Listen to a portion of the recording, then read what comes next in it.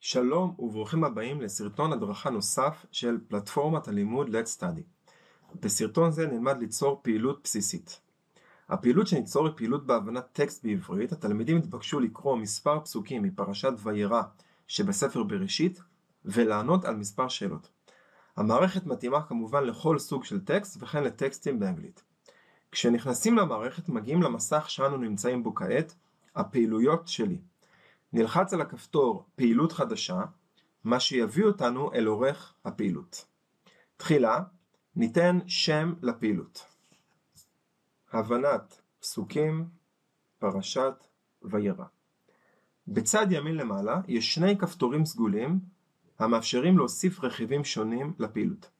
ניתן להוסיף מגוון חומרי לימוד וכן סוגים שונים של שאלות. נוסיף רכיב מסוג הסבר. נשתמש ברכיב זה כדי לספק הסבר או הנחיה לתלמיד. לפניכם שני פסוקים מתוך פרשת וירא.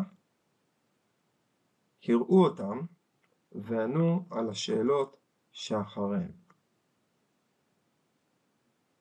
נשים לב שבזמן שאנו יוצרים ועורכים רכיב, תצוגה מקדימה שלו תופיע בצד השמאלי של העורך.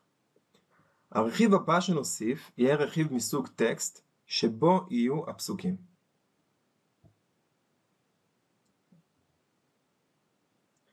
אפשר לתת כותרת לקטע הטקסט. וירא שני פסוקים ראשונים. כעת נעבור ליצירת השאלות. השאלה הראשונה היא שאלת רב ברירה, שאלה אמריקאית. נשאל, למי מתייחסת המילה והוא?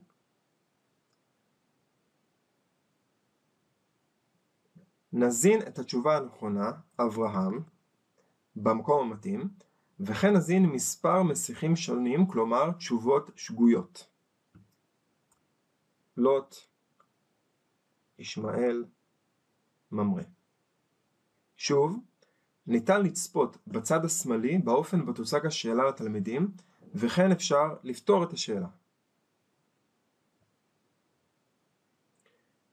ניתן להוסיף לשאלה הסבר אשר יוצג לתלמיד לאחר המענה. המילה והוא מתייחסת לאברהם אבינו. כעת לאחר מענה על השאלה, התלמיד יצפה בהסבר שסיפקנו.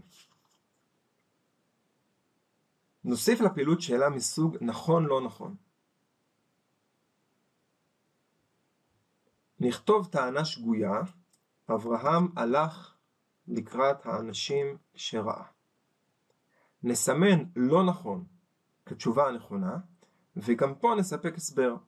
אברהם לא הלך אלא רץ.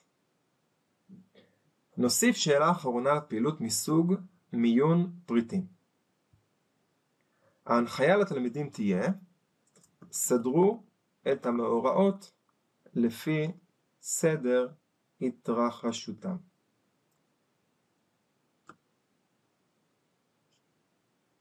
כעת בפריטים נזין את הסדר הנכון של המאורעות, והם כבר יוצגו לתלמיד בערבוב. השם נראה אל אברהם.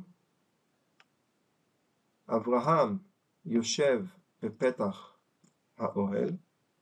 אברהם רואה את האנשים. אברהם רץ לקראת האנשים. בשאלת מיון התלמידים גוררים את הפריטים השונים על מנת לסדרם.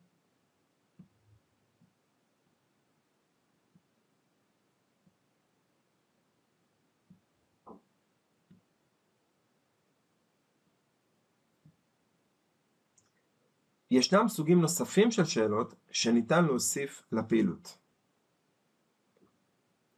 בשאלה מסוג סימון מילים, אנו מבקשים מהתלמידים לסמן מילים מסוימות בטקסט, למשל לסמן את כל הפעלים. בשאלה מסוג תשובה קצרה, אנו מבקשים מהתלמידים להזין תשובה קצרה ומדויקת. לסיום, נשמור את הפעילות. שימו לב שהשמירה של הפעילות איננה אוטומטית ולכן יש ללחוץ מדי פעם על כפתור שמירה. לפני שנשלח את הפעילות לתלמידים, נבדוק כמובן שהיא מוצגת ועובדת כראוי. נלחץ על הכפתור תצוגה מקדימה, אשר יפתח את הפעילות בכרטיסייה חדשה בדפדפן. נעבור על כל רכיב בפעילות ונבדוק שהוא עובד כפי שאנו מצפים.